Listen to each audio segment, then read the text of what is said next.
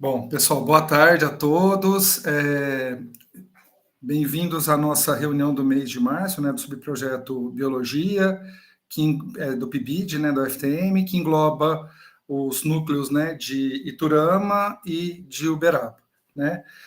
Estamos presentes aqui os coordenadores de área, eu, professora Patrícia, professora Fabiana, né.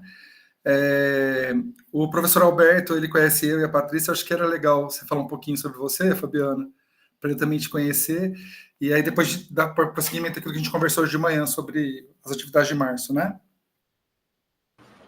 Boa tarde, professor. Tudo bem, Alberto? Ouvi falar muito bem de você, estou esperançosa aí com a palestra.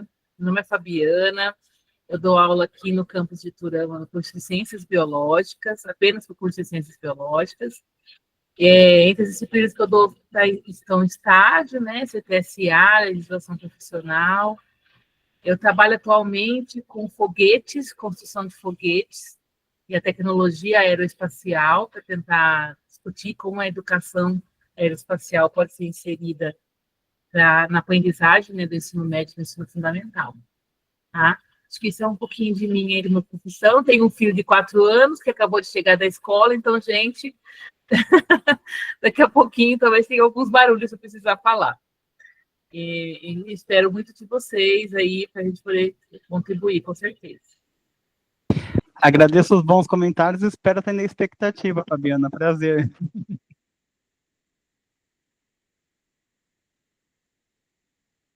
Bom, obrigado, Fabiana. A Patrícia não precisa se apresentar, né? O Alberto até trabalha até mais com ela do que comigo, por causa do NDE. Acaba tendo um contato até mais próximo. Pessoal, eu, Fabiana e Patrícia, a gente se reúne no mesmo dia que a gente tem essa reunião mensal para a gente definir as atividades do mês posterior. O Heitor está dando tchauzinho. Acho que estão os dois supervisores juntos, né, Fabiana? Isso, Heitor. Beleza, perfeito. Que são os HE, os dois HE. Os dois Hélio. E aí a gente se reúne para programação, e aí nós, conforme está previsto no nossa proposta, né, do PIBID, a gente pretende discutir as questões étnico-raciais no ensino de ciências e biologia. E aí a gente vai estender para as nossas próximas 3 reuniões mensais essa discussão. A dinâmica vai funcionar da seguinte maneira: cada escola, cada uma das 6 escolas, vai ficar responsável por preparar uma apresentação sobre um artigo que trata da questão étnico-racial no ensino de biologia. Nós separamos esses artigos e vamos disponibilizar. E aí, em cada um dos próximos 3 meses, uma escola de Iturama e uma de Uberaba vai fazer uma apresentação de 15 minutos a respeito do artigo. As outras escolas, né, 2 escolas vão apresentar em abril, 2 em maio e 2 em junho, certo? E a gente encerra, então, essa parte da formação voltada para a questão étnico-racial, pelo menos na dimensão da formação, tá? A ideia é que vocês apliquem esses conhecimentos depois nas atividades do PIBID nas escolas, certo? A gente achou melhor organizar por ordem alfabética de escola. Então, a escola América, né, daqui de Uberaba, aí qual que é a de Iturama, Fabiana? Escola Antônio Ferreira com a supervisora Geiser. Isso, Antônio Ferreira com a Geiser, né, e a América com a professora Tayane, vai ficar responsável por organizar essa discussão do artigo. A gente vai definir o artigo, tá, pessoal? Cada escola vai ter um artigo diferente. Vocês não vão escolher um artigo aleatório, a gente seleciona 6 artigos, né, e aí vocês vão organizar uma apresentação. Além disso, todos os pibidianos vão ter que fazer uma resenha do artigo que vai ficar responsável para a escola para esse mês de março, tá? Mesmo quem vai apresentar depois, em abril e em maio e junho, nossa, eu já falei março, né? Mas é abril, maio e junho. Mesmo quem vai apresentar maio e junho, vocês devem fazer essa resenha para agora, para o mês de março, tá? Porque a gente sabe como tem essa questão do recesso na UFTM, vai ser importante adequar algumas atividades para que vocês façam, e uma delas vai ser a resenha individual do artigo que vai ficar responsável para a escola, tá? Mas quem tem que apresentar na próxima reunião vai ser a América e a escola Antônio, né, de Iturama. E aí depois, nos outros meses, a gente vai definir por ordem alfabética as demais escolas, e a gente já vai distribuir os artigos para 6 escolas até amanhã, tá? Eu separei, mas a gente não conseguiu organizar, Fabiana, porque a gente foi para... Eu e a Paty fizemos visitas na escola América e Uberaba hoje, então, assim, acabamos ficando sem tempo, né? Mas até amanhã a gente disponibiliza isso. Outra coisa, pessoal, o professor Alberto, ele vai trazer um pouquinho da experiência dele com as bionarrativas. A ideia também é que vocês façam alguma proposta em relação a essa temática, também agora no mês de março, tá? O professor Alberto, ele vai trazer vai delinear um pouco o espaço, né? A gente conversou até, ele discutiu comigo a possibilidade de trazer uma dimensão mais pragmática mesmo da questão, então ele vai trazer essa fala aqui para vocês, certo? Então, vocês vão ter essas duas atividades, né? A proposta em relação à questão da bionarrativa e a questão da resenha desses artigos que cada escola vai ficar responsável, certo? Mas a gente vai deixar isso mais detalhado por escrito no Google Classroom, tá? Certinho as datas, como que vai funcionar. A gente vai colocar também um material sobre o que é uma resenha, como que ela se estrutura, tá? Para vocês poderem ter aí um parâmetro para fazer. É importante, pessoal, que vocês leiam os materiais de apoio, viu? Que vocês estudem, porque na formação profissional da gente, a gente demanda essa questão do estudo. Inclusive, o professor Alberto também me encaminhou algumas publicações dele, alguns materiais também que produziram dentro desse campo, né, das bionarrativas, um podcast, um vídeo, que a gente vai disponibilizar isso para vocês também, tá? Para vocês poderem ter esse suporte teórico nas proposições. É muito importante, pessoal, que a gente, enquanto professor, a gente intencionalize nossas ações e também a gente fundamente teoricamente as nossas escolhas, para que elas não sejam só baseadas naquilo que a gente acha ou no nosso senso comum. Então, é importante a gente embasar até para a gente poder propor mudanças significativas, né, nas ações quando elas são necessárias. E elas são necessárias, viu? Frequentemente. Então, eu acho que era isso. Meninas, vocês querem falar mais alguma coisa? Então, pessoal, só mais uma questão, né? Aqui em Uberaba, a gente vai ter reunião presencial semana que vem, tá? A nossa reunião porque o subprojeto Biologia envolve Turama e Uberaba. E a gente faz reuniões, né? Há uma reunião conjunta por mês, que é essa reunião que a gente faz via Meet, por causa do pessoal para a gente poder juntar Iturama e Uberaba juntos, né? No mesmo espaço, mesmo que seja um espaço digital, né? Mas a gente também faz a nossa reunião que a gente chama de núcleo, tá? Que eu tenho o núcleo de Turama e o núcleo de Uberaba. Então, nos núcleos também a gente faz reunião. A nossa vai correr na semana que vem, dia 18, mas a gente manda mais informações no grupo do WhatsApp, tá? Vai ser lá no Laboratório de Biologia Animal. Mas a gente manda certinho data e tal. Que é importante. A gente tinha até pensado, né, Paty, em fazer ela remota, mas no nosso planejamento a gente colocou que ela era presencial, então a gente precisa manter da forma que a gente planejou, tá? Desde o início, né, todo mundo já sabe que ela é presencial, né? Isso. Já foi acordado com todo mundo, então vamos manter presencial. Exato. Então é isso. Bom, eu vou fazer uma apresentação rápida do professor Alberto, porque eu acho que é importante a gente usar o momento aqui para ouvi-lo, né? A gente fala bastante, mas eu acho que agora é o momento de ouvir o professor Alberto. LG, ele está congelado. Será que caiu a internet dele? Não? Eu tô ouvindo. Tá. Então tá bom. Tá aqui estava a sua imagem congelada, Alberto. Brincou de estátua um pouquinho só. Bom, pessoal, primeiro, Alberto, muito obrigado por ter aceitado o convite de participar. Você recentemente ingressou na UFTM, mas eu acho que você é uma pessoa que merece muito ser ouvida, porque eu acho que, apesar de você ser jovem, né, você tem uma experiência muito grande nas questões voltadas para o ensino, né? E eu acho que você é uma pessoa bastante competente, bastante inteligente, e nós conversamos numa reunião, sugerimos o seu nome, e eu falei, eu vou ter uma banca com o Alberto, eu vou fazer o convite para ele, tomara que ele aceite. E você prontamente aceitou, que é outra coisa também que eu admiro muito em você. Você é uma pessoa que está sempre pronta, né? E a gente precisa de pessoas assim dentro da universidade, que estejam prontas, né, para assumir os desafios que a universidade nos impõe. Eu vou fazer uma leitura aqui do currículo do Alberto. Então, só para vocês terem uma ideia, ele é uma pessoa bem jovem e ele já tem toda essa experiência, né? Ele é professor adjunto no DECMET, na UFTM, que é um departamento do ICN. Ele atua no curso de licenciatura em Ciências Biológicas, né? Que é o curso que todos vocês aqui estão matriculados, né? Tanto em Turama quanto em Uberaba. Ele é doutor em Educação pela Unicamp, mestre em Educação Científica e Tecnológica pela Federal de Santa Catarina. Também ele fez sua licenciatura em Ciências Biológicas pela UFSCar, em concomitância com a Universidade de Coimbra. Ele fez... eu não sabia que você tinha feito o PLI, que legal, Alberto. Você é um dos egressos do PLI. Eu sou a primeira turma do PLI. Nossa, muito bom, muito legal. A UFTM teve alguns alunos que participaram do PLI Portugal e do PLI França, né? Estão todos formados já também, mas é legal, eu não sabia que você tinha essa formação no PLI.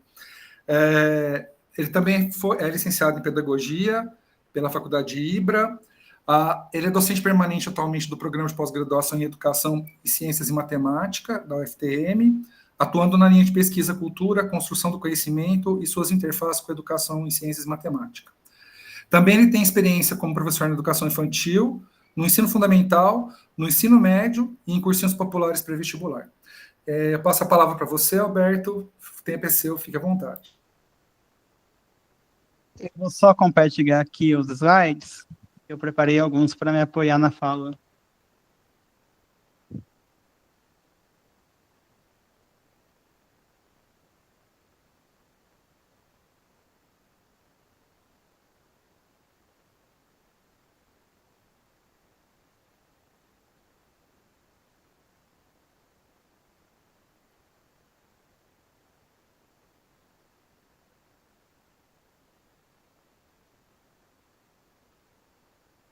Bom, então vamos lá. Primeiramente eu queria agradecer ao Galego, a Patrícia, a Fabiana, todos envolvidos por me convidarem, né? A gente sempre se sente muito prestigiado, ser convidado para espaços formativos, espaços que a gente possa trazer o diálogo, né? A troca de ideias. Eu acho que eu estou aqui muito mais no sentido de trocas, né? De compartilhar um pouquinho, porque já aviso de antemão que eu falo aqui em nome de um grupo muito grande, né? Não é o Alberto trazendo bionarrativas. É a Caravana da Diversidade, que é um grupo formado por mais de 9 professores de diferentes instituições, de vários locais do país. Nós temos esses professores que, digamos assim, entre aspas, né, coordenam a Caravana da Diversidade. Eles estão no norte, no sul, no nordeste, no sudeste do país, no centro-oeste. Então, a gente tem instituições de diferentes lugares do país pensando a Caravana da Diversidade e pensando, consequentemente, as bionarrativas sociais, né? Eu sou mais jovem do grupo da Caravana aí que eu estou mencionando, então eu estou também fazendo referência aos que deram início a essa ideia de bionarrativa social. Entre eles, posso mencionar o professor Danilo Cato, que já foi da própria UFTM, né, e acho que vai ser o nome mais conhecido por todos, que estão um pouquinho mais de tempo na UFTM. E aí eu também tenho trabalhado com essas questões, né, desde 2020, quando me deparei com a Caravana da Diversidade durante a pandemia. E eu vou chegar nessa história, né, para poder contar um pouquinho. Talvez algumas questões soem familiares para aqueles que fazem pesquisa e prática no ensino de ciência e biologia comigo, que é uma disciplina do curso de biologia, né, aqui de Uberaba. O Roberto Inácio está fazendo coraçãozinhos, aí acabou de terminar a disciplina há pouco, né, então Roberto e outros vão lembrar um pouquinho do que eu vou falar sobre bionarrativa, que a gente teve 2 aulinhas, muito pouco, para tratar de bionarrativa, mas já foi bastante sensível. Acho que todos nós na disciplina saímos tocados em relação a isso. Porque trabalhar a bionarrativa, até falando do próprio título que eu trago para vocês, é trabalhar a afetividade, é trabalhar autoconhecimento, é se conhecer para conhecer a sua relação com o ambiente e quebrar um pouco dessa fragmentação criada em várias esferas, inclusive científica, de separar o homem da natureza, né? E aí, que outras formas que a gente pode olhar para a natureza para quebrar essa dicotomia e trazer essas afetividades e essa relação de autoconhecimento? Então, é por isso que o título que eu coloquei quando o Galego solicitou para trazer um título para essa apresentação, eu coloquei esse título, Bionarrativas Sociais, como forma de ressignificação, inclusive é parte de um artigo que eu já escrevi, esse primeiro trecho, afetividades, autoconhecimento e outras formas de olhar para a dicotomia homem-natureza. E é a partir disso que eu quero falar, né? Acho que contextualizar de onde estou falando é fundamental para entender o que vai ser dito posteriormente. Bom, eu não vou me prender a isso, até porque não é uma aula de ecologia, mas todos nós sabemos, né, que estamos vivenciando várias mudanças climáticas, né? Então, tratar de educação ambiental na atualidade não é só enunciar uma série de conceitos vazios, não é apenas falar que precisa jogar o lixo separado, jogar o lixo no lixo, ou que não pode jogar o lixo na rua e etc. Falar de educação ambiental vai para questões muito além, né? Nós sentimos na pele, no ano passado, as queimadas, por exemplo, né? Quantos de nós tivemos problemas respiratórios, quantos de nós nos assustamos ao sair e ver o céu todo preto, ou vermelho com as queimadas? Quantos de nós, né, não tivemos também conhecidos, parentes, amigos que sofreram com as enchentes do Rio Grande do Sul? Então nós vivemos uma série de desastres ambientais que são muito fortes, e aí fica a pergunta, né, como nós podemos trabalhar a educação ambiental em possibilidades, vertentes críticas, que vão para além apenas de ficar, talvez, trazendo conceitos, ou textos esvaziados nas aulas de ciências e biologia. Aqui, né, está uma representação clara daquilo que aconteceu no Rio Grande do Sul, só para ilustrar mesmo, né? Então a gente tem essa questão das emergências climáticas, das questões socioambientais, eu vou explicar por que sócio, muito demarcadas no momento, né? Na atualidade, nós vivenciamos uma série de questões que nos levam a pensar sobre como que essa relação homem-natureza, ela tem sido degradante, né, exploratória, e não num sentido de afetividade, enfim, de pensar crítico, de ressignificação, como eu quero chegar aqui com vocês. E aí, quando eu falo de educação ambiental crítica, eu falo de questões socioambientais, eu estou falando também, né, no sócio, porque todas essas questões climáticas, elas não atingem as pessoas de igual forma. Assim como a gente vê a questão da pandemia, que não atingiu as pessoas de igual forma, as questões climáticas ambientais também não vão atingir de igual forma. Por quê? Vou pegar um exemplo muito simples para nós podermos pensar até num viés capitalista neoliberal. Quando nós estamos em lugares como, por exemplo, os ambientes de estudo, de trabalho, ou mesmo algumas pessoas que têm mais privilégio de ter um ar-condicionado em casa, a mudança simples de temperatura é sentida de igual forma pelas pessoas, comparando com aqueles que às vezes mal têm um ventilador para poder utilizar dentro de casa? Ou quando a gente está falando das queimadas do ano passado que ocorreu aqui em Uberaba, zona que a questão agropecuária é muito forte. Será que essas queimadas elas foram sentidas de igual forma por pessoas que têm todo um aparato médico, todo um recurso para poder se precaver em relação a outras pessoas que muitas vezes, né, estão mais suscetíveis, moram em ambientes onde tem maior quantidade de queimada, entre outras questões? Então, quando a gente está falando de questões ambientais, a gente também está falando do sócio, porque, por exemplo, no Rio Grande do Sul, a forma como as enchentes impactaram as pessoas da periferia não foi a mesma que impactou pessoas que moram em lugares privilegiados, digamos assim, né? Até hoje tem pessoas no Rio Grande do Sul que não conseguiram voltar às suas casas, que não têm condições socioeconômicas para isso. Então, veja, numa questão de ocorrências que vão tendo, nós temos impactos que o ser humano causa na natureza, consequentes desastres climáticos, cheias, enchentes, calor excessivo, queimadas que geram uma série de problemas outros, enfim, e, consequentemente, nós temos problemas sociais também envolvidos em tudo isso. E aí, né, como que nós, enquanto professores de ciência e biologia, podemos sensibilizar e conscientizar para isso? Bom, é preciso pensar que, antes de tudo, né, antes da gente pensar apenas nos nossos conteúdos biológicos, nas questões que vocês aprendem nos laboratórios, no campo, enfim, as questões talvez de um cunho mais teórico da biologia, nós precisamos enxergar a biologia também no aspecto cultural. E esse aspecto cultural implica entender que nós vivemos num país muito diverso. Essa diversidade, ela vai desde questões linguísticas, desde hábitos de cada região, até mesmo questões étnico-raciais, como o professor Galego estava falando, que vocês vão trabalhar com questões étnico-raciais.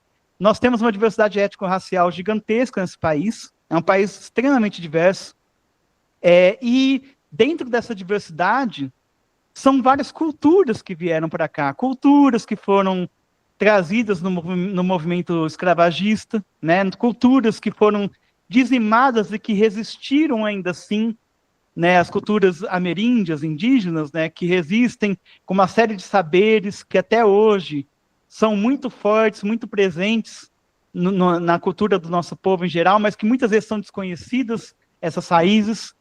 Então, nós temos uma série de questões que trazem, né, histórias, hábitos, modos de falar, enfim, até mesmo expressões artístico-culturais, como a capoeira, que eu vou mencionar aqui em um certo momento, danças do norte, como o Bumba Meu Boi, entre outros aspectos que podem, sim, dialogar com o ensino, e inclusive com o ensino de biologia. Bom, então, só para fazer uma breve reflexão, né? Nós, historicamente, temos apagamentos, né? Eu estou falando de uma forte cultura que é desconhecida nas suas raízes, justamente porque há apagamentos. Apagamentos dessas várias diferenças que temos enquanto questões étnico-raciais, estéticas, enquanto questões de sexualidade. E aí vários grupos são excluídos socialmente. Aí, três autores, no caso, né, que é Abramovich, Rodrigues e Cruz, que esse texto é maravilhoso, inclusive, ele fala sobre diversidades, né? Ele fala sobre a necessidade de pensar numa pedagogia do intolerável, né? Porque muitas vezes as pedagogias que se colocam são muito complacentes, né? Acabam não se indignando, né? Esse intolerável é no sentido de uma pedagogia da indignação, né? Que é preciso se indignar para pensar uma possibilidade de outra, ter potências para outras possibilidades. E aí, né, é urgente a afirmação absoluta da vida, a resistência do poder da vida contra o poder sobre a vida, né? Foucault até fala, Michel Foucault, famoso filósofo francês, que nós temos uma série de biopoderes, né? Formas de controlar a vida, seja por meio do uso da saúde, dos medicamentos, seja por meio de padrões estéticos sociais, seja por meio de políticas governamentais que tentam controlar os corpos, e que é necessário reagir isso de alguma forma, porque onde há poder também há resistência, de acordo com Foucault. Aí, então, né, é necessário pensar nessas formas de resistência a partir da emergência de subjetividades. Ou seja, né, eu posso trazer o subjetivo do sujeito para o processo para o processo de ensino-aprendizagem. Se antes o ensino-aprendizagem ele se pautava em discursar sobre a ciência, na atualidade cada vez mais se faz premente que se coloque essa relação da subjetividade para dialogar com o ensino e com esses conteúdos científicos. Dito isso, eu trago, então, de forma menos formalizada e menos acadêmica, que até agora talvez eu tenha partido muito para a teoria, mas eu acho que a teoria sem a prática ela é algo esvaziado e vice-versa, né? Eu gostaria de falar um pouquinho sobre a Caravana da Diversidade. A Caravana da Diversidade ela é um evento itinerante. O que isso significa? Ela ocorre em vários lugares do país. Inclusive, gostaria de deixar o convite desde já, que em outubro a caravana vai passar aqui por Uberaba. Nós iremos realizar uma semana em Uberaba da Caravana da Diversidade, e será a Caravana da Diversidade Mineira, que é uma espécie de preparo para a Caravana da Diversidade Brasileira, digamos assim, né? Que ocorrerá no próximo ano, na USP, do Brasil como um todo, né? Fica o convite, que é a USP de Ribeirão Preto, aqui pertinho, né? O Danilo Cato vai sediar a Caravana da Diversidade a nível nacional, e também vai ter pontes internacionais com alguns países que estão cooperando, numa cooperação sul-sul que a gente está estabelecendo nesse grupo todo que eu mencionei, e mais localmente, aqui em outubro, se eu não me engano, falhou a memória agora, mas eu posso passar depois. Eu acho que é 18 e 19 de outubro. Não, 18 e 19 de setembro, desculpa. Mas eu passo depois certinho a divulgação para os professores e posso compartilhar com vocês. Vai ter esse momento da caravana aqui, onde a gente vai ter desde discussões mais locais sobre a caravana até imersões culturais. Nós vamos tratar sobre questões étnico-raciais nesse momento. Vai ter uma aula que vai ser num terreiro de candomblé, só para ter uma ideia, então vai ser muito legal, né, essa imersão cultural da caravana. E aí, por exemplo, professor, mas uma aula num terreiro de candomblé, eu sou católico, eu sou evangélico. Gente, não é uma sessão de candomblé, né? Não é um trabalho de candomblé. Ninguém vai fazer um ebó lá. É no sentido de compreender a necessidade de entender que o seu aluno que está ali na sua sala de aula pode ser de religião de matriz afro, e como que você vai proceder para dialogar com a realidade dele? Como que você vai dialogar com esse aluno candomblessista, umbandista? Inclusive, sou umbandista, e nunca dialogaram comigo na escola. Pelo contrário, eu tinha que esconder que eu era umbandista para não sofrer retaliações durante a década de 90, né? Então, como que hoje, com a lei de 2003, que prevê o ensino de história e cultura afro-brasileira, você vai dialogar com o seu aluno que é de religião de matriz afro? É sobre isso que eu estou falando, e não fazer uma ebola no terreiro de candomblé, né? Não há problema nenhum em um terreiro compreender como trabalhar numa perspectiva antirracista e pautada na lei que exige o trabalho de cultura e história afro-brasileira. Mas, enfim, voltando à questão da caravana, a caravana, então, é esse evento itinerante que congrega vários pesquisadores, que eu já mencionei um pouco, e todos os anos ela acontece em diferentes lugares. Esse ano vai acontecer em 3 cidades mineiras, uma delas Uberaba, passando aqui por Uberaba, certo? Aí, na caravana, eu estou pegando um exemplo agora para vocês terem uma dimensão do que é a Caravana da Diversidade. Em 2020 foi a primeira caravana que eu participei, desde então faço parte do projeto. Nessa caravana de 2020, a gente teve 7 encontros. E nesses 7 encontros, foram virtuais por conta da pandemia, mesmo assim foi muito proveitoso. Hoje, claro, a gente opta por fazer presencial a maior parte possível dos encontros, porque a gente sabe que o presencial é insubstituível, infelizmente, né? A gente não consegue ter as mesmas afetividades e interações no online, ainda que o online facilite uma série de interações como essa aqui que a gente está tendo agora.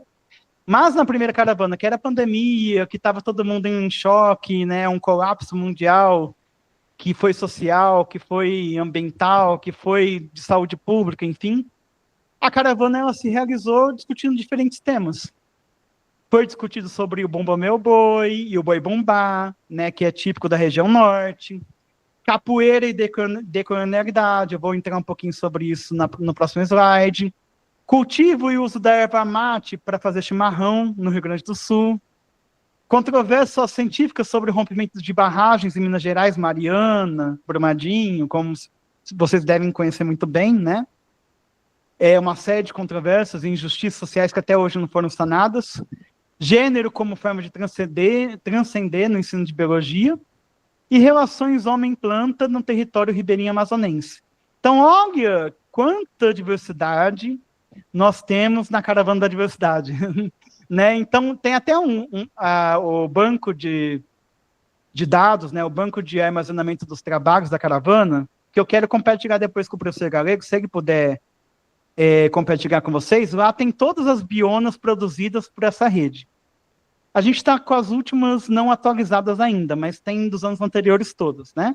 E assim, isso aqui é uma pontinha da diversidade de bionas que são produzidas dentro da caravana. Isso aqui são algumas temáticas que atravessaram as bionas produzidas nesse ano de 2020. E aí, o que são bionas, né? Estou falando bionarrativa social, a gente contrai e entende como bionas, certo? Então, bionas é o nome para bionarrativa social. E o que são as bionas, né? Ou bionarrativas sociais? Elas podem ser definidas como um recurso educacional aberto, um RE, né? Que incorpora elementos multimodais, ou seja, pode ser um texto, um vídeo, uma imagem, uma pintura, uma montagem, enfim. Tem N formas textuais para poder produzir uma biona, que incorporam elementos multimodais para entoar diferentes vozes e histórias locais por meio de narrativas digitais e da relação entre arte e ciência. Resumidamente, a gente pode falar que bionarrativa social é a seguinte questão: a partir de narrativas que vêm de diferentes povos e territórios, a gente consegue produzir recursos educacionais. Então, é dar voz a essas narrativas de diferentes povos, culturas, territórios, para que essas vozes possam dialogar com o ensino de biologia, os nossos conteúdos, e assim produzir recursos que serão mobilizados para fins educacionais. E aí a gente vai considerar, nessa construção, as identidades desses territórios, desses povos, as memórias, as histórias de vida dos sujeitos e as suas territorialidades. O que isso significa? Né? Como que eles agem, como que eles pensam, como que eles se inserem nesses territórios. Gente, eu peço só para tomar um pouquinho de água, que a garganta secou, peraí.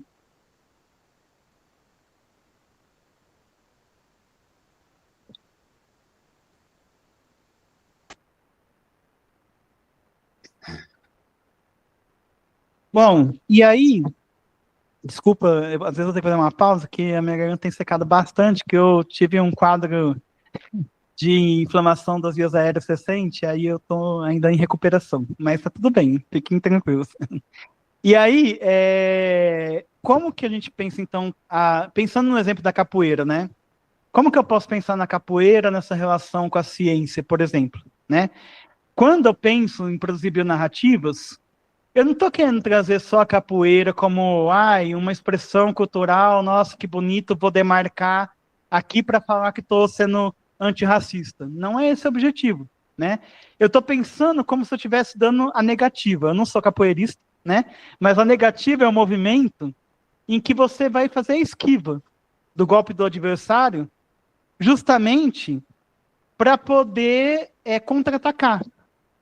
Então, em meio a tantas questões que oprimem os povos, que silenciam a diversidade cultural, que muitas vezes não permite que o menino que é de terreiro tenha representatividade na escola, possa vestir de branco, possa ter uma aula que trata da cultura dele também, como que eu posso utilizar dessa manifestação que é a capoeira, ou mesmo manifestações dos povos de terreiro, ou mesmo da manifestação ameríndias, dos povos ribeirinhos, enfim, para contra-atacar essas próprias opressões e colocar possibilidades para pensar uma outra relação com a natureza, com a ciência, enfim, trazer possibilidades outras para o ensino de biologia. Aí, como eu disse, né, a Caravana da Diversidade tem pensado isso, né, as temáticas que eu trouxe ali foram tratadas na primeira caravana, e a última caravana que teve foi o ano passado, que foi em Manaus. Então, também ela vai migrando ao longo dos territórios, e é nesse sentido que elas têm sido pensadas ao longo dos anos. Aqui está o observatório, né? Observatório da Educação para a Biodiversidade, que é onde estão as bionarrativas sociais produzidas pelo grupo que eu mencionei. E aí depois eu vou compartilhar com o professor, ele pode compartilhar com vocês. É um site muito legal porque traz ali as bionas, toda a informação do grupo, da caravana, enfim, tudo que tem sido produzido nesse âmbito. Aí, para não ficar vago, porque eu acho que aquilo que eu falei, né, teoria sem prática e prática sem teoria fica esvaziado, eu queria trazer exemplos mesmo de bionarrativas que podem ajudar a visualizar.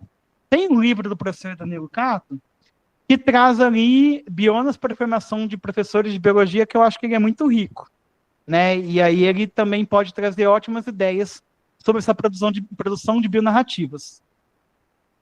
Mas eu quero focar naquelas que eu produzi, porque, claro, ninguém é melhor do que o autor para falar sobre a obra, né? Não vou falar da obra do Cato, porque eu estaria falando de algo que não foi eu que fiz. E aí é outra história quando você fala aquilo que você fez, né? Aquilo que você... E biona é vivência. Você não consegue produzir uma bionarrativa social se você não vivenciá-la, né? Ela não é um produto que, eu vou sentar na minha casa e vou construir um negócio bonitinho para apresentar amanhã na escola. Você precisa vivenciar, precisa ter uma imersão, uma discussão em grupo, uma construção coletiva para produzir biona. Biona não é algo a ser produzido de forma solitária, individualizada e só ilustrativa, né? Então, eu vou dar exemplo aqui de duas que eu produzi. A primeira delas, que depois você vai compartilhar também material a respeito, é da minha galinha, a Alisson. A Alisson foi uma galinha que eu tive durante a pandemia, também em 2020, justamente quando eu entrei na Caravana da Diversidade. Inclusive, né, eu tinha entrado na caravana naquele momento, e eu estava na primeira reunião da caravana, e aí a Alisson estava sendo comida pelo Book, que era o cachorro da minha amiga que morava comigo numa república. E aí eu tive que parar a reunião para ir salvar a Alisson do Book, que estava tentando devorar ela. E aí, né, no meio disso, o pessoal da caravana ficou brincando. Nossa, na primeira reunião causando, né, o cara teve que parar para salvar a galinha que o cachorro estava tentando comer. Enfim. E ficou nisso a caravana inteira, com todas aquelas discussões super ricas, a galinha do Alberto, a Alisson, etc. E aí a gente chegou no momento de que tinha que construir a bionas, e todo mundo falou, Alberto, por que você não constrói da sua galinha, né? Porque quem que tem uma galinha de estimação? Alberto, né? Então vamos construir da sua galinha? Vamos.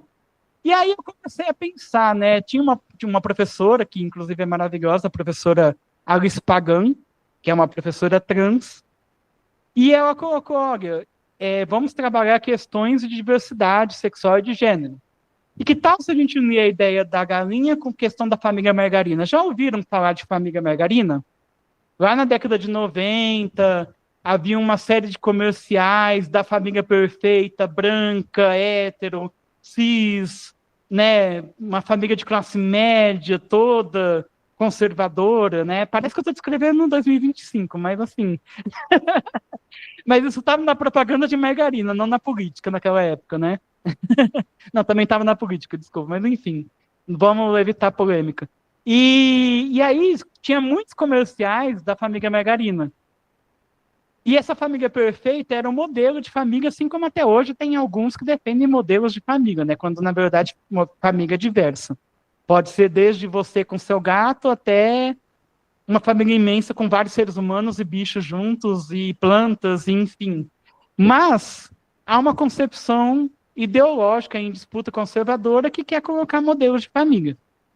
E aí a gente pensando, né, como tratar essas questões. Nesse artigo, que virou um artigo, eu acho que é o primeiro artigo que uma galinha protagoniza, né, eu não tenho conhecimento de outros artigos que o autor principal é uma galinha, principalmente na educação, né?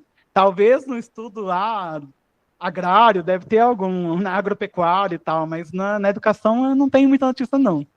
E aí a gente pensou assim, a gente fez um vídeo, que é muito interessante, onde nós mesmos reproduzimos a Alisson contando a história da família dela e mostrando outras formas de família em contraposição às famílias conservadoras, né? Aos modos de pensar família conservador.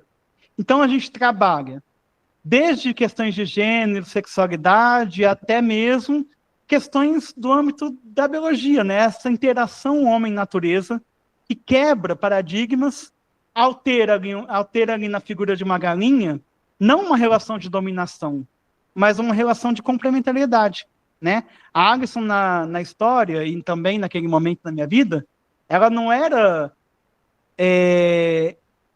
um pertence, eu não era dono da Alison. Pelo contrário, né? Ela fazia parte daquele contexto familiar que eu estava vivendo, já que todo mundo teve, né, seus apoios, suas formas de construir famílias em vários momentos, inclusive na pandemia. Numa outra bionarrativa, a gente conta a história da Scarlett, né, que aí virou um podcast, que é essa Bionas 2 que está no slide. A Scarlett é uma amazonense e ela viu, ao longo do tempo, Manaus crescer muito. E Manaus, de um território que tinha muitas plantas, vegetações, se tornou uma cidade gigantesca, onde muita coisa foi soterrada pelo concreto. Entre elas, o próprio quintal da Scarlett, onde, na infância, ela via esse inseto que tem nome popular, soldadinho, né? E é muito comum lá no norte. Aí ela viu os soldadinhos desaparecerem. Conforme várias discussões que a gente teve, a gente acabou tendo a ideia de criar um podcast onde fizemos uma releitura da história de Alice no País das Maravilhas a partir dos soldadinhos. Então, a Alice, ela enfrenta todo um viés político ideológico, que eu não vou mencionar aqui, depois ouça o podcast, né? E que os soldadinhos, eles estão envolvidos nessa história. Eles também fazem parte dessa narrativa. Então, veja, a partir das memórias de infância da Scarlett, surge uma Bionas, né? Que é uma forma dela pensar metaforicamente que, da mesma forma que foram soterradas as plantas, os insetos ali no quintal dela, as memórias dela também estavam sendo soterradas. Foi um processo de autoconhecimento, porque a Scarlett teve que rememorar, trazer em evidência e até mesmo sentir, né, os afetos daquela época, né? Trouxe afetividade, trouxe reflexões sobre a sua própria infância. Da mesma forma que a minha Bionas veio da minha história de pandemia e me fez também sentir aquilo que eu vivenciava, aquela história que eu estava vivenciando, naquele território que eu estava naquele momento, a partir da minha relação com um organismo que é a galinha. E aí, recentemente, a gente produziu uma Bionas com um boldo, né? Éramos um grupo de 4 pessoas, né? Cada um com uma história diferente, de um território diferente, mas cada um tinha uma relação com um boldo. Eu vou falar especificamente da minha relação, porque um dos integrantes, a relação era do avô, que tinha uma espécie de um sítio, e tinha o boldo, e tinha chás, etc. O outro era com a avó, o outro integrante tinha uma relação de memórias, outras com a infância. A minha era relação mesmo com a Umbanda, né? O boldo é uma das ervas que também tem sentido e também faz parte, né, dos rituais de Umbanda, dos banhos que a gente faz para poder ter ali atos de purificação, enfim, na Umbanda. E a partir disso a gente produziu um cordel, né? Um cordel que cada um dos 4 autores produziram um cordel contando sobre essa sua relação com o boldo. E aí o meu cordel foi numa relação boldo-espírito, né, que a gente chamou, pensando nessa relação da planta dentro da minha história com a Umbanda. E aqui estão 2 exemplos muito rapidinhos de bionarrativas produzidas por colegas da biologia na disciplina PPEC Bio, como é chamado carinhosamente, né? Pesquisa e prática no ensino de ciência e biologia. A primeira aqui uma espécie de poema ilustrado, onde nesse poema ilustrado é contada a história de uma gata e de um cachorro, né? E foi um chororô na aula, né? Basicamente assim, todo mundo abriu o berreiro, a gente chorou muito, foi muito emocionante, porque, como eu disse, lendo já é bonito, mas a imersão na aula, dos alunos lembrando das suas histórias com os seus animais, dessa relação com outros organismos que não são humanos, isso foi muito tocante. Isso trouxe vários afetos. Então foi muito importante essa relação. Um outro foi um cordel que foi escrito, né, sobre o cão cachorro Black, né? E aí esse cordel traz também a história do Black, como ele afeta essa autora, né? E também foi muito emotivo, né? Eu gostaria de ler, mas eu vou minimizar a questão do tempo, né? A gente já está aí com algum tempo decorrido, mas depois eu posso compartilhar também para vocês lerem com calma e se emocionarem, né? Sentir esses afetos. Então é isso. Como você, enquanto professor, pode produzir outras narrativas na sala de aula, né? Acho que é essa questão que eu quero trazer com esses pequenos exemplos. Há muitos outros exemplos que eu poderia trazer, mas é isso que eu gostaria de indagar para que a gente possa, talvez, conversar um pouquinho.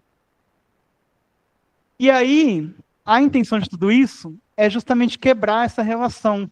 Ao invés de uma relação de pertença, o homem é dono da natureza, é dono do cachorro, é dono da galinha, é dono do pet, é dono de todas as questões naturais, muito pelo contrário, né? Nós somos partes integrantes da própria natureza. Nós somos a natureza. E como que nós nos reconectamos a partir das nossas próprias narrativas? Não é só olhar para a natureza e falar, nossa, vou entrar em meditação, estou contemplando, maravilhoso. Não. A minha história, a minha narrativa, ela se conecta em vários pontos com várias formas de vida, vários lugares naturais, várias afetividades que me trazem outras sensibilizações. E como que eu vou querer, por exemplo, sensibilizar os meus alunos sobre as calotas polares derretendo, sobre as queimadas no Amazonas, sobre, sei lá, as secas em várias partes do mundo, furacões nos Estados Unidos, se eu não consigo sensibilizar ele primeiro com aquilo que o cerca? Então, acho que isso é uma pergunta muito potente, né? A educação ambiental, ela tem sido trabalhada muito no sentido, global, desastres ambientais, catástrofes ambientais que ocorrem no mundo, na região sudeste, enfim.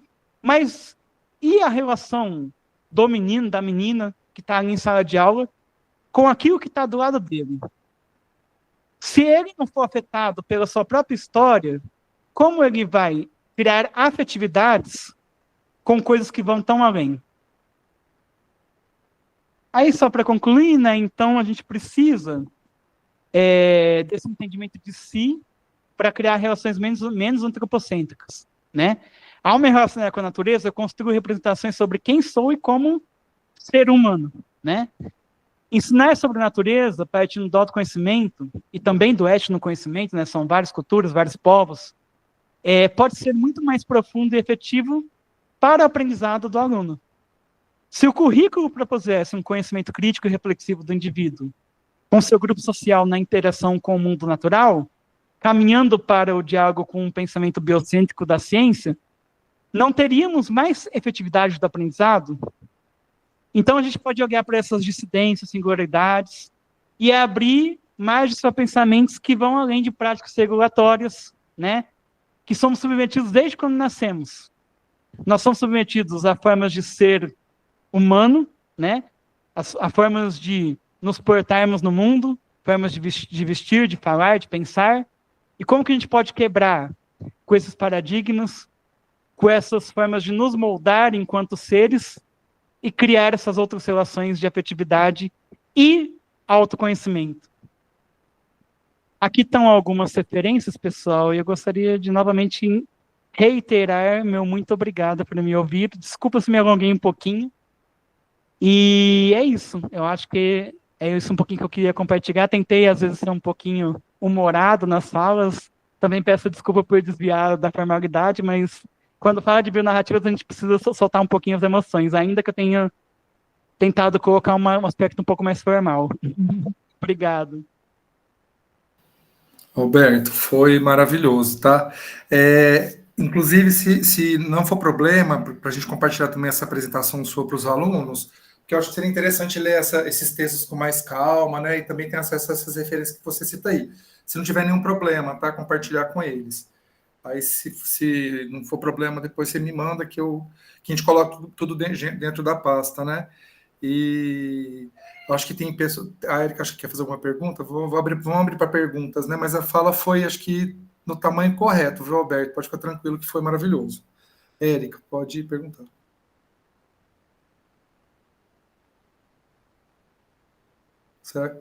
Érica, será que ela levantou a mão por engano? Acho que sim, a daqui de Turano. Érica. Eu acho que foi por engano. Ela deve estar igual eu aqui. Eu também estou com uma bionarrativa aqui, gente. Ó. Ela também está apertando meu microfone aqui. Pessoal, vocês gostariam de fazer alguma pergunta? Fazer algum comentário em relação à fala? Né? Os alunos que fizeram a disciplina do professor Alberto tiveram contato com essa questão da bionarrativa, né? Mas para todos os outros, incluindo nós mesmos, né? Eu, Fabiana e Patrícia, é uma novidade muito interessante, mas abre um campo gigantesco de possibilidades, né, Alberto? Nossa, eu fiquei emocionado, viu? Acho que a Érica abriu o microfone. Érica, pode falar. Então, eu queria saber, assim, dele, qual foi o maior desafio, né, nessa trajetória dele.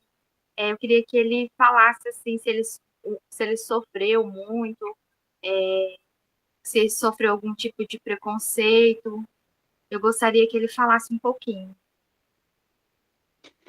Olha, eu acho que não é problema nenhum falar isso, né? Em termos de desafio de vida pessoal, eu entendi que é a pergunta, né? Mas um menino periférico, né? Que nasceu no Jardim Jandaia, em Ribeirão Preto. Para quem conhece Ribeirão Preto sabe o que eu estou falando. Homossexual, né? Afrodescendente e de terreiro desde os 7 anos de idade, onde minha avó e meu avô foram meus pais e mãe de santo, né? E fui instruído desde criança a não falar que era um bandido na escola para não sofrer retaliações. Eu acho que foram muitas questões que me atravessaram ao longo do tempo e muitos desafios, né? Até mesmo, às vezes, a gente sente que ser respeitado enquanto intelectual é um desafio, né? Porque não se vê pessoas desses estratos sociais como alguém que ocupa a posição de professor, como alguém que produz conhecimento, como alguém que pode ser cientista, como alguém que tem voz e vez para falar.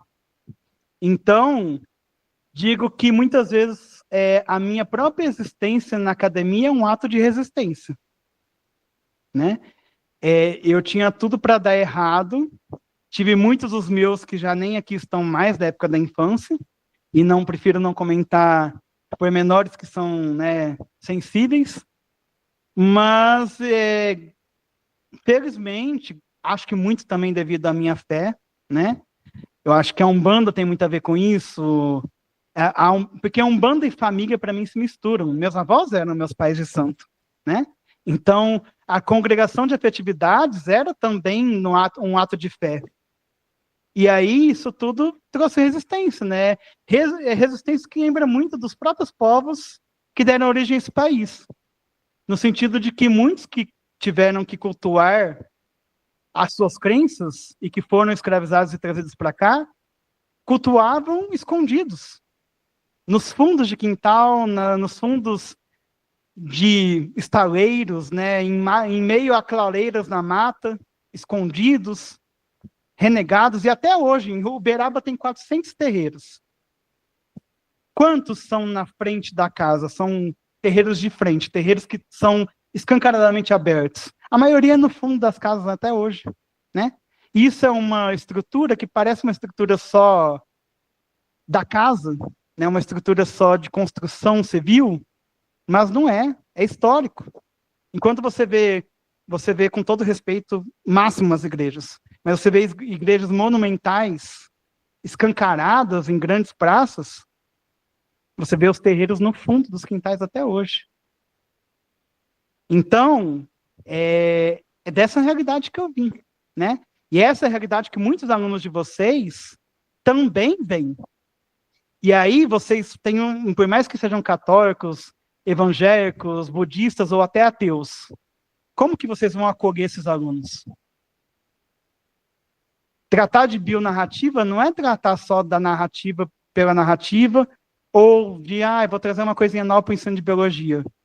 É dar voz também para quem não tem voz. É deixar essa narrativa fluir ao ponto dela tomar a sua essência e ecoar. Não sei se respondi a pergunta, mas Acho que é isso. Respondeu sim, Alberto. Muito obrigada, viu? Você é um exemplo e você está certo mesmo. Todos nós, né, temos os nossos direitos que devem ser respeitados na Constituição Federal, tem, né, a liberdade de culto. Respondeu sim, parabéns, viu? Você está de parabéns. Obrigada. Eu que agradeço.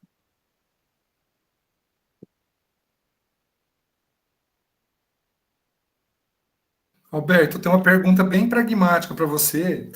Primeiro, parabenizar a sua fala, eu acho que é importante pessoas como você ocupar o espaço que você ocupa atualmente, né? Eu sempre falo com os alunos que é importante, né? Que as minorias, né? Que são minorias em relação ao poder, não em número, né? Porque é bem interessante esse conceito de minoria, porque não é uma minoria porque tem menor número de representação, quantitativamente falando, mas tem a ver com a questão do poder, né? Na mão de quem que está o poder. E é importante que pessoas como você ocupem esses lugares para que pessoas como você tenham esperança que esses lugares são possíveis de serem ocupados, né? Então, eu acho essa fala importantíssima, né? E faz todo sentido com o tipo de pesquisa que você conduz, né? É bastante coerente. Mas eu tenho uma pergunta pragmática. Então, no caso, por exemplo, dos meninos, né? A ideia é que eles produzam bionarrativas considerando o espaço escolar que eles estão inseridos. Como que você sugere que esse trabalho possa ser feito? Achei legal que a bionarrativa ela acho que o termo é multimodal, porque pode ser feito em qualquer tipo de...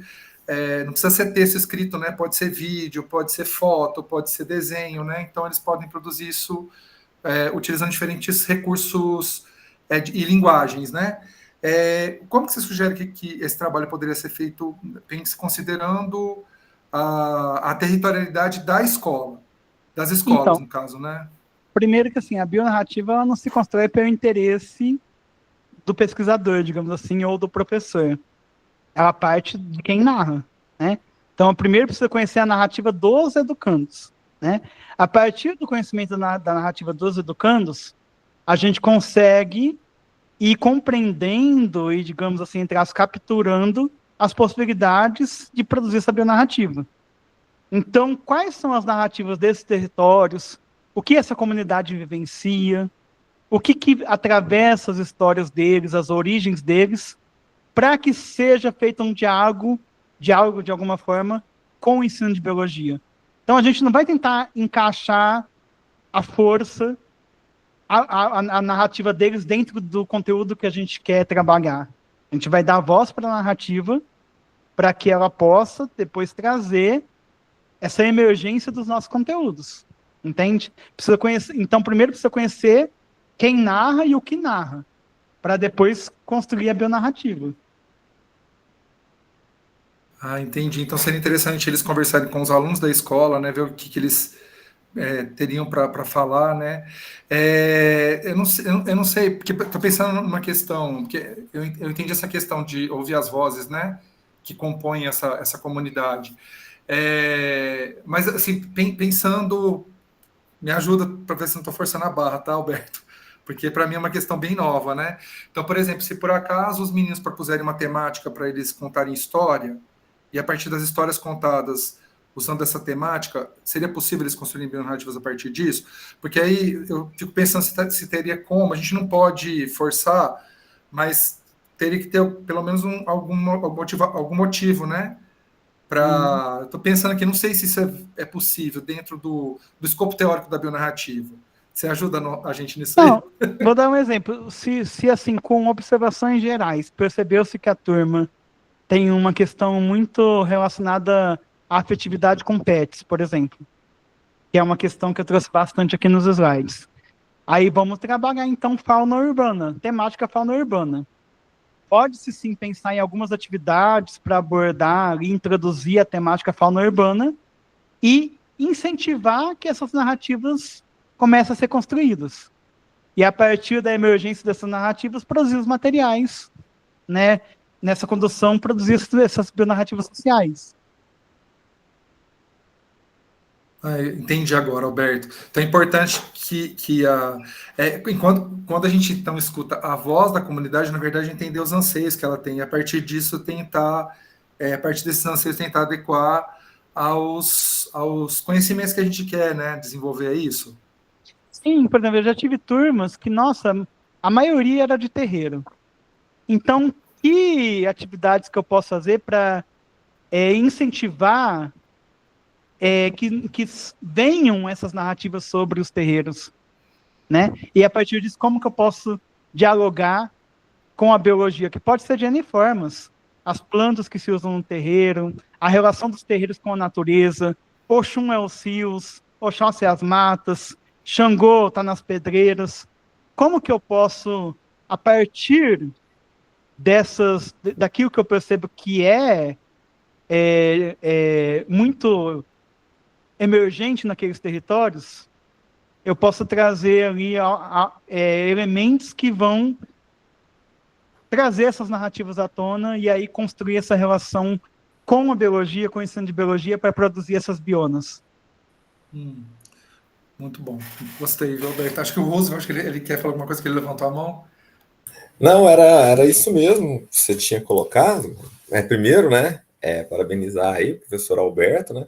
Agora a gente tem que digerir um pouco desse conhecimento tão estudado para a gente aproximar um pouco, né, da nossa prática, mas a pergunta era justamente sobre o que você falou, assim, questões geradoras que a gente poderia, né, utilizar para entender um pouco dessas narrativas, dessas histórias, para poder contextualizar ali e criar, né? Mas aí ele deu exemplo sobre os pets, por exemplo, que é né, que é uma coisa que aproxima bastante, né? Essas questões geradoras assim na sala, assim, às vezes alguns minutos que a gente tira, a gente começa a conhecer, e aí a gente pode trazer um pouco, né, desse contexto, né? Porque é muito rico, tem muita coisa que pode ser produzida aí que a gente sabe que a gente precisa, né, de arrumar outras formas aí para a gente trabalhar, e muito interessante, assim, achei bem bacana, tão estudada sobre isso, vai ser legal ter um material aí para a gente amadurecer.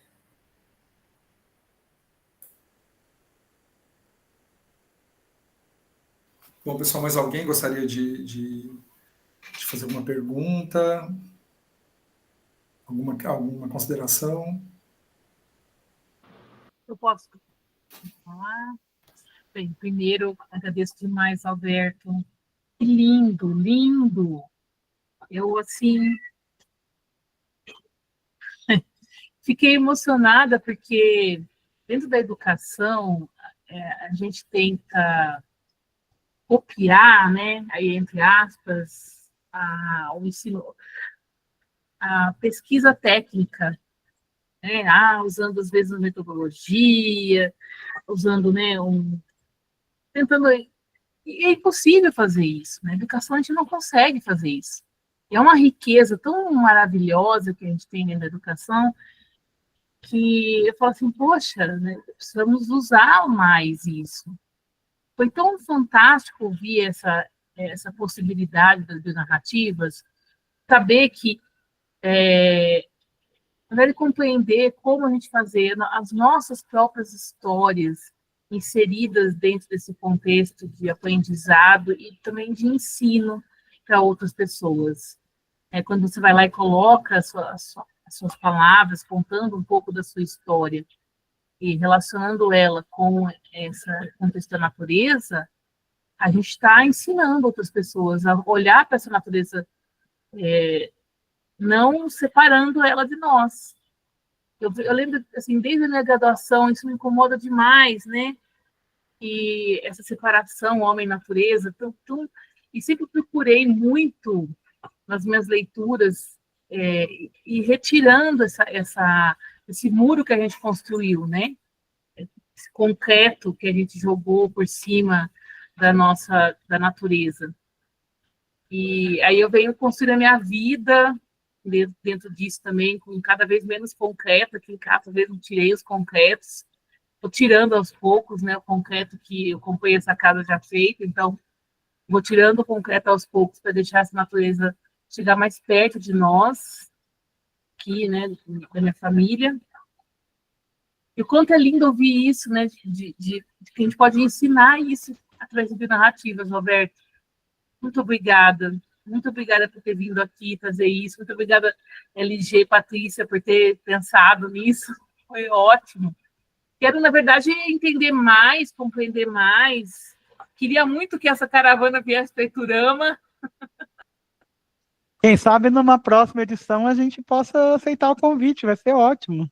Então, nossa, Alberto, acho que talvez se a gente conseguisse participar um pouquinho em algum momento que você achar nessa caravana aí, de uma forma virtual, se você acreditar que dê para fazer isso, tá? Não, sim, com certeza. E também, se tiver possibilidade de virem para Uberaba, nem que seja um dia, né, só que só transporte, quem saiba, né, vai ser ótimo. Mas virtual também é possível, alguns momentos que a gente Vai ser conseguir de fazer final de virtualmente. semana? Vai ser final de semana, Alberto? Aqui vai ser quinta e sexta. Ah, quinta e sexta. Eu tive que escolher 2 dias da semana, e aí, Sim. por convergência de agenda do pessoal do grupo, quinta e sexta era mais fácil. Mas assim, alguns momentos vão ser híbridos, né? A gente vai ter transmissão que a gente sabe que nem todos podem acompanhar, e o que for possível a gente compartilha. Claro, né? Por exemplo, a vivência no terreiro não tem como, mas outros a gente consegue, como palestras, mesas, remesas, rodas de conversa que vão ter, etc e tal. Vai ser ótimo.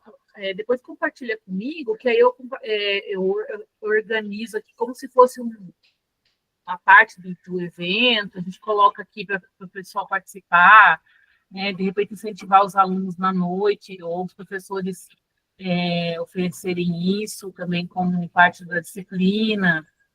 Acho que é um momento muito rico que nós precisamos aprender, né? Novas ideias, assim, nem é tão novo, né, bionarrativas, mas para mim é de hoje, é agora, e gostei demais, quero muito aprender mais, Roberta, muito obrigada. Eu que agradeço, gente, fico realmente lisonjeado, assim, sem palavras, às vezes nem respondo os elogios, porque eu fico sem palavras, eu agradeço muito, e fico muito feliz que eu pude trazer um pouquinho, como eu disse, né, não é o Alberto aqui, é um grupo, né, que constrói isso há muito mais tempo do que o próprio Alberto, mas isso me atravessou tanto de 2020 para cá, que eu me sinto muito parte disso, né, me sinto assim, não sou do grupo dos originários, digamos assim, mas me atravessa tanto que é algo assim que me instiga muito e eu faço questão de compartilhar com muita emoção.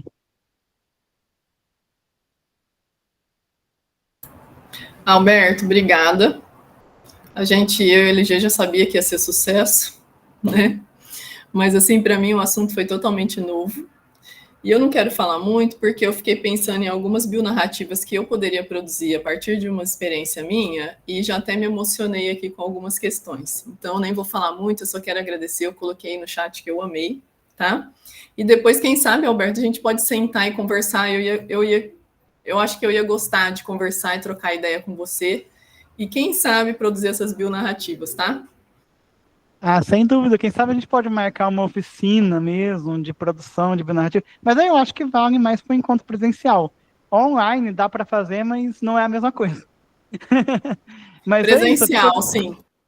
Eu fico à disposição e Patrícia, bionarrativa, de uma forma realmente imersiva e construtiva, ela emociona, né? Ela é terapêutica, porque ela traz à tona uma série de emoções, não tem como. Então, fico muito feliz que tenha chegado até vocês essas questões.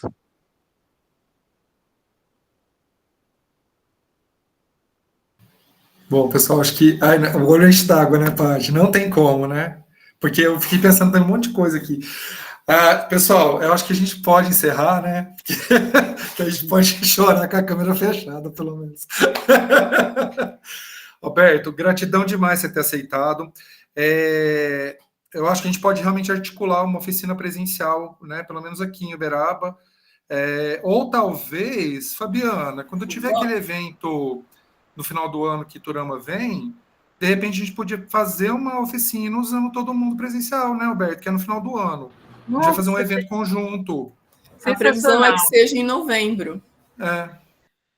Vamos sim, sensacional, adorei. Inclusive, aí, se tiver possibilidade de colocar alguma atividade online, a nossa reunião conjunta de outubro, né, Alberto? Poderia ser modificada pelo evento da caravana. O que vocês acham? Ao invés de a gente fazer uma reunião conjunta, a gente participaria da caravana Uberaba presencial, né? E aí em Turama com alguma atividade online, se for possível.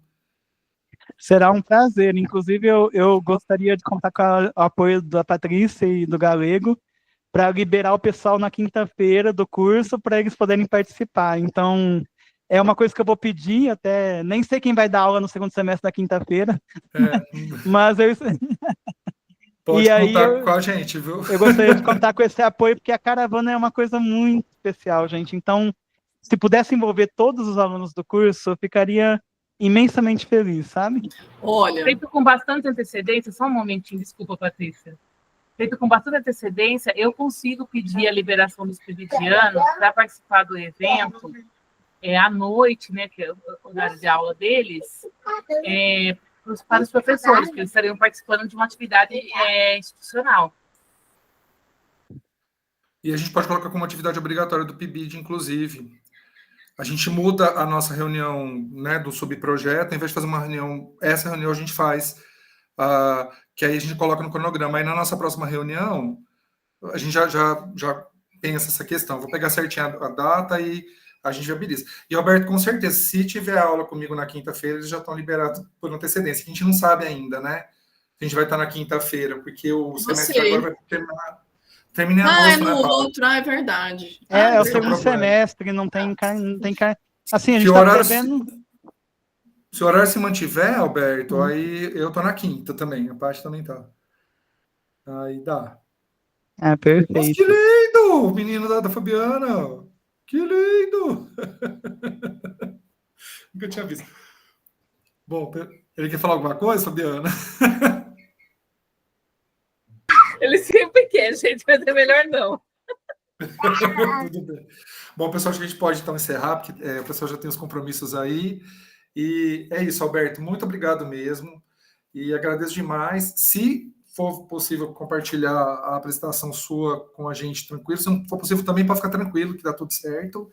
E aí a gente vai conversando a respeito dessa questão da caravana e tudo mais. Eu acho que é legal ele compartilhar as referências, Alberto, se você puder. Isso. Tá? Sim, claro, com certeza.